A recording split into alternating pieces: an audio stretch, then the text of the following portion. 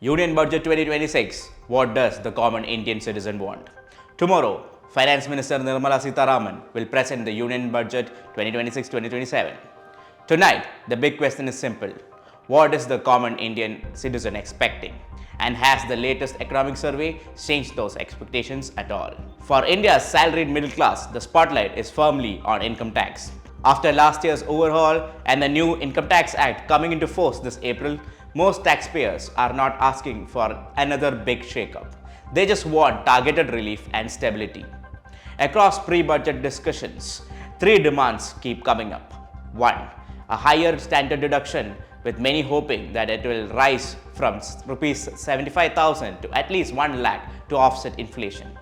2. Smoother tax slabs, especially for incomes between 12 lakh and 20 lakh rupees, so that the take-home pay doesn't drop sharply at each jump.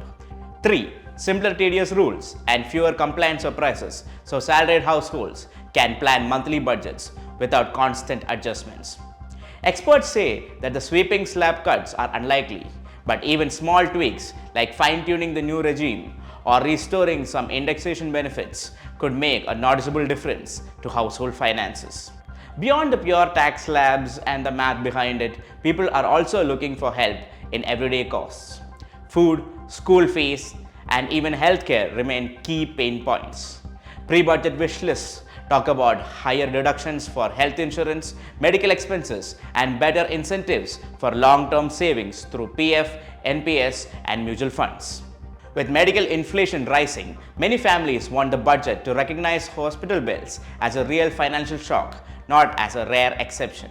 There is also demand for clearer, simple rules on the new tax code so that ordinary taxpayers don't need expert help just to stay compliant. At the macro level, attention is also on jobs and where the money goes.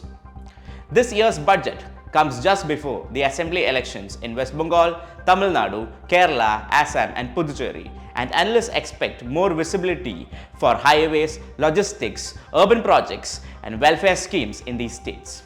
For young job seekers and small businesses, the hope is that a higher capital expenditure, MSME support, and targeted schemes in poll-bound regions will translate to real employment, not just big announcements.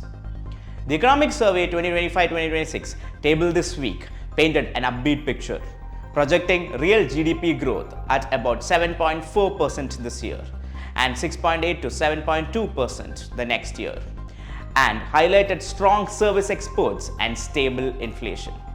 But on the ground, this optimism has not yet altered what the common Indian is asking for: relief from higher living costs, predictable tax rules, and more secure jobs.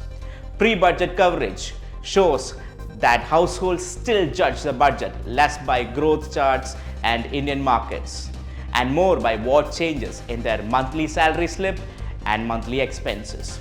So all eyes will be on Finance Minister Nirmala Sitharaman as she tables the Union Budget tomorrow, February 1st, a Sunday. Let us hope some of these needs raised by the common man will be addressed then.